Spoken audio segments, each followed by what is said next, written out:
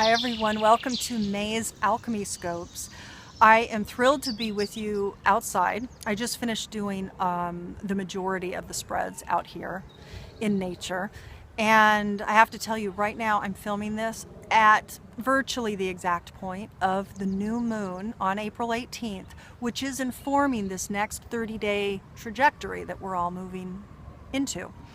And so it feels really good to be filming this then, because it's going to imbue this video with that symbology. The Sabian symbol for the 28-degree Aries new moon is the music of the spheres. Now, the music of the spheres is a delicious symbol. It is a big symbol. It's appropriate. As we've moved past this recent birth canal and as we're flowing into this empowered reality state of our pure potentiality, the music of the spheres is reminding us that the holonic realities of life, from cell to body to planet to solar system to galaxy to universe to multiverse, etc., etc., etc. There's multiple holonic realities within the planet and within us. That every holonic reality, every whole within the whole, operates in resonance, in harmonic resonance. There is a harmony to the holonic reality of reality. And a note that if you're experiencing dissonance, which many of you might be, I know for a fact that a lot of clients are experiencing plenty of dissonance because there's a lot moving in our lives. There's dissolving of relationships, money, jobs, houses, etc. I mean, it goes on and on. The last many years have been like that. The last many months have been like that. It is going to exacerbate. For those that aren't aware of the resonance of the harmonic realities of reality and who are not tuning in to those realities, indeed, there will be more dissonance that you're going to experience. So you're required to really wake up to these realities and honor the processes at hand. Know that the dissonance is serving you. The dissonance is a guide to tell you what is no longer in harmony with your soul. If something has become dissonant, if something is starting to break away, allow it. Allow it to break away. It's no longer resonant with what your soul is birthing, with where you're needing to go. Does that make sense? It is brilliant that there's dissonance. Let there be dissonance because it's informing what doesn't work anymore. And for the things that are dissolving, that you're clinging to, that you're not wanting to see go away, let them dissolve, because they wouldn't break away if they were serving your soul optimally. They wouldn't. And it could be that they're going to come back into your life, or the thing will come back into your life. Then let that happen. This is a chapter of us loving ourselves, of knowing the reality of a reality, understanding that everything is cooperative, intelligent, and interconnected, that everything serves function, that nothing is random, nothing is meaningless, nothing doesn't serve the greater benefit. See, that's the whole thing about holism. That's the whole thing about The Alchemist Awakens. That's the whole thing about my website, The Alchemy of Holism. It is the fact that holistic realities inherently serve for benefit. Nothing ever serves for detriment. It just doesn't exist. It doesn't exist in living systems. So once you know that, then trust becomes your foundation of reality, and you can go through events after events, and you're going to let them happen, because you're going to see that the things that are unfolding are representing the reflection that you need to see in order to grow yourself. And then once you get to see things clearly, and when you attend to the calling and grow yourself, then you're able to actualize your power in a new way. How juicy is that? So that's enough for now, maybe more to come, but for now, let's move into the individual scopes.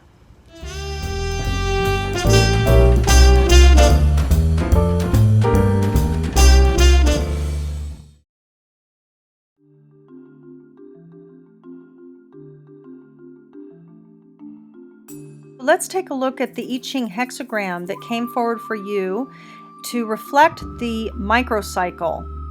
You received 18 repairing what is spoiled. The 2 trigrams that make up this hexagram are mountain above, wind below. So let me read here. This is from the Visionary I Ching. Something has been spoiled, and it is time to repair the damage. In the world of human affairs, indulgence and corruption grow like weeds in an untended garden. They must be faced squarely and rooted out through bold action.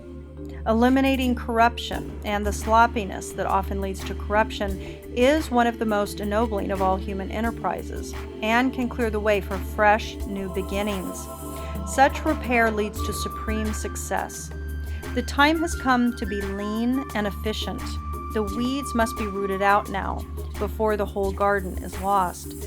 Fighting decay, indifference, and corruption is not a simple matter. All steps must be evaluated carefully, and planning must precede action. Resist the temptation to strike out prematurely. Gather strength behind you and marshal your inner resources, because arresting decay is no simple matter. When you do act, pay close attention to the process. Make your strike as precise and clear as the path of a surgeon's knife.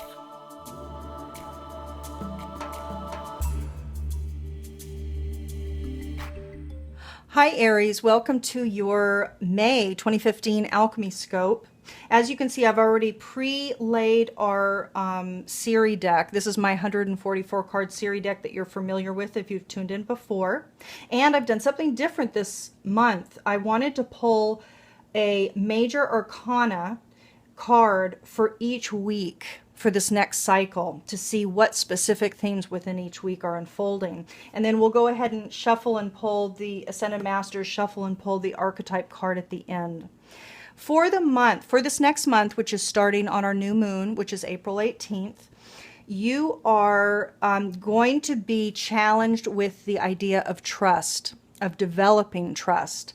You're going to have confusion come up this month with regard to some old buried feelings. And there's going to be an opportunity that shows up that will help you improve your state of confusion. So something will emerge for you this month that will create confusion, but it's going to test you. It's going to bring out, it's going to provide the growth edge for you to activate trust. Trust in life, trust in your processes, knowing that everything has function and reason. Nothing is purposeless. Everything has function. Even the dysfunction has function. So trust is huge for you. This will be, you do have an opportunity to evolve your thoughts and your mind this month, to getting to a place of really feeling the beauty that surrounds you, appreciating it, seeing it, and resting in beauty too. This is also referring to being in nature and resting your body, resting your mind, resting yourself. Getting to a place so that you can come out of confusion and actually develop trust. So the trust theme is going to be quite huge for you, Aries, this month. Now let's go on to the weeks. So one card for each week. These are all major arcana.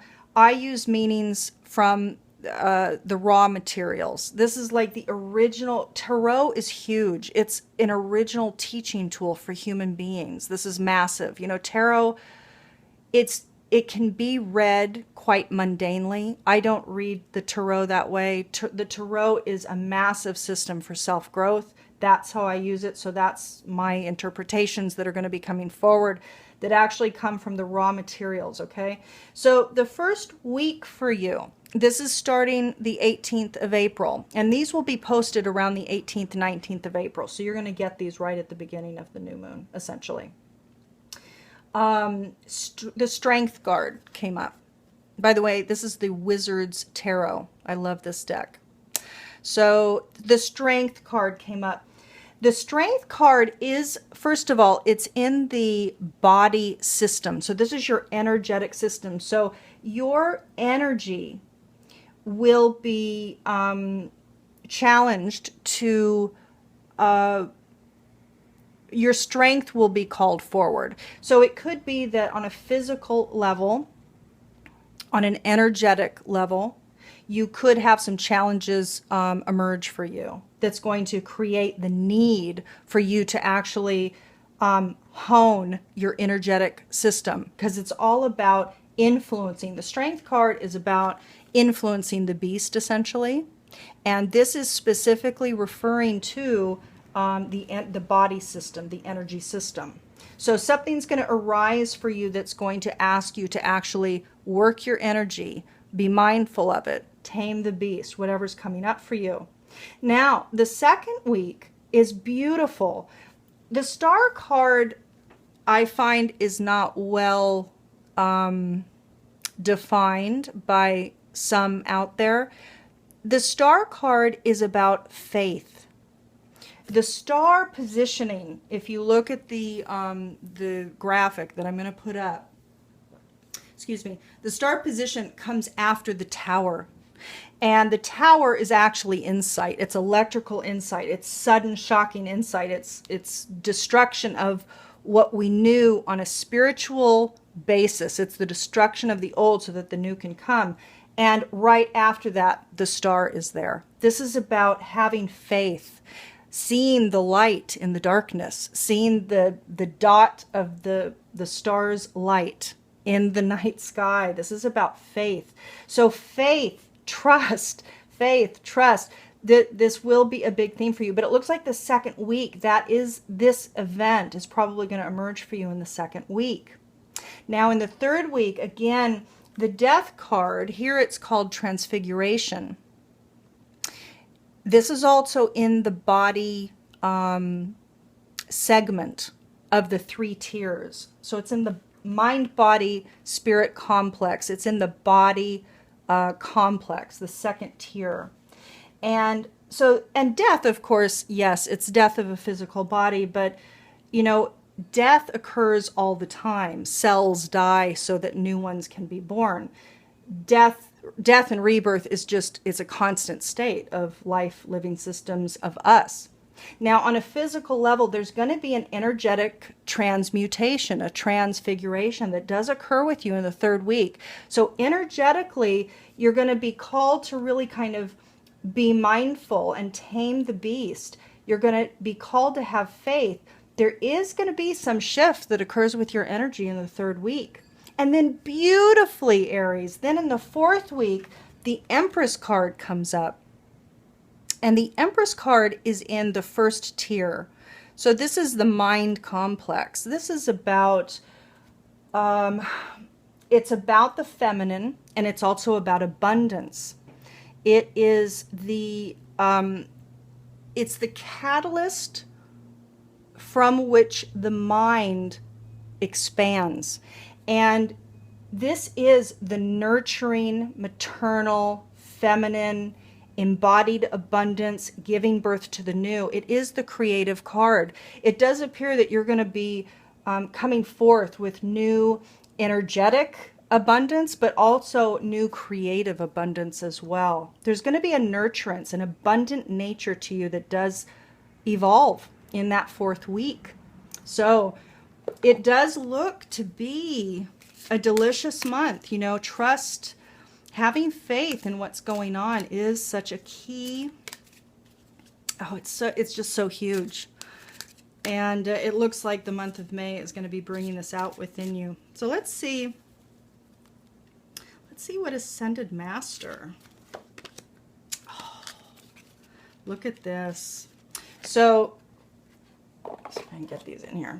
So you get Kutumi, Stay Focused. And I'm going to read from Doreen's book here. But this is about really, really staying mindful to, oh, look, I turned right to it in the book. I love it. I love it. Okay, so let me read here what Doreen writes. You drew this card as a reminder to stay focused upon your intentions, your desires, and your priorities. Don't allow yourself to be distracted by short-term situations, dramas, or other people's demands. Keep a positive outlook about your dreams and imagine they've already manifested into reality. Devote regular amounts of time toward your projects and priorities. Say no to distractions and you will see the results. I love that for you. It's similar to the King Solomon card, priorities, but that one is more about keeping your attention on only doing what you love. This is the same. It's pretty much the same card, but you are really to be mindful about your energy system this month, you know? And it is about eventually getting to this place in the mind where there is this evolution and there is this creative outpouring that comes out, this abundant outpouring. So that's quite something. So as you know, if you've watched before, I'm pulling from the Carolyn Miss Archetype deck. And this card represents which archetypal quality set is asking to be evolved within you this month. So let's see what's coming. Okay, now this is interesting. So let me read it. So you got bully. Let me read the card. Okay. So the shadow attributes, the lower frequency manifestation of bully, conceals deep fears behind verbal and physical abuse. Light attributes highlights your tendency to intimidate others, helps you confront the inner fears that bully you.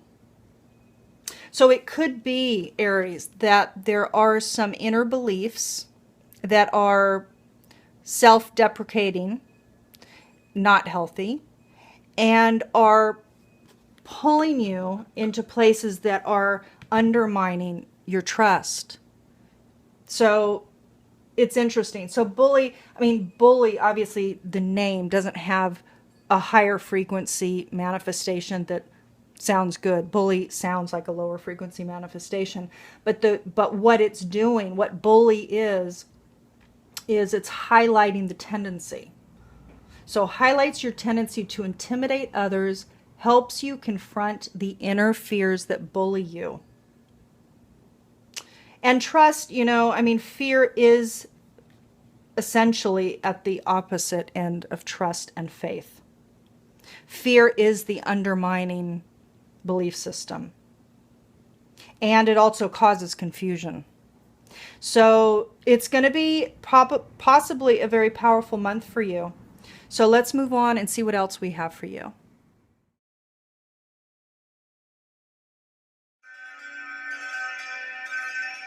So Aries, let's move on to your Dakini goddess. This Dakini goddess is specifically coming forward for you to provide you with the embodiment that would optimally serve your growth, your evolution, your flow, and your bliss this month. You received 43 Durga. I'm going to read a little bit here, and then a link to the full PDF is in our online library, and you can find that link below this video. Durga brings the fire of the gods to earth and washes away all negativity, which flows like blood. Who is Durga? Durga is the Hindu warrior goddess who was created by the gods in order to overcome lower forces. They each bestowed a special attribute upon her and gave her the weapon she holds. Durga in Sanskrit means the one who is invincible and indomitable. Durga is worshipped as the great protectress, destroyer of evil, and preserver of truth, divine law. She preserves righteousness. If Durga stands before you, you have called in the right energy to help you stand up for what you believe in. She brings courage and invincibility. It is your time to be given psychic weapons to take up arms against injustice. Relinquish the need to be right and replace it with championing what is right. If you are with Durga on the battlefield of existence, she will have you understand that these are not literal but metaphysical weapons, gifts from the gods of skillful means. Each weapon, as it's revealed, will show which god gave it and which type of skillful action it represents. She cuts off the head of every self-multiplying pole of the lower self. To see her as fighting in the physical sense and eventually spilling blood is taking the symbology at a gross, literal level. The deep metaphysical question explored in the conversation between Krishna and Arjuna in the Bhagavad Gita on the battlefield is whether it is ever right from a spiritual standpoint to take up arms. The conclusion arrived at, which propelled Arjuna into battle, may have been relevant for that culture and time, but it is the answer we need for the present moment in our evolutionary history. That was a question mark. She said, but is it the answer we need for the present moment in our evolutionary history? Durga, shining and with gleaming weaponry, represents the essence of invincibility. In the context of our cycle of Dakinis, it is the battlefield within that is addressed, the place of inner mastery, the inner plane of psychic weaponry. Durga is offering you her weapons as they were offered to her by the gods that created her to help overcome lower or negative tendencies before they overcome you.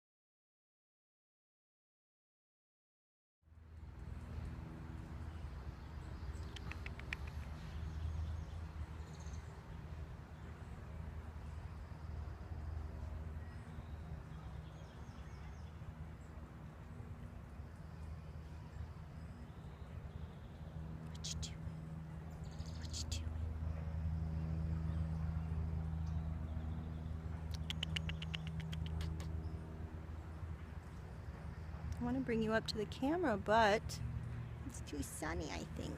There we go. Oh, there we go.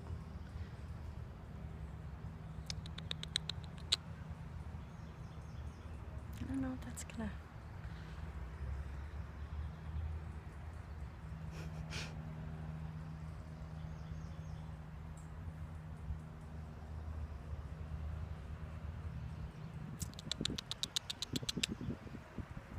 What you doing? What you doing?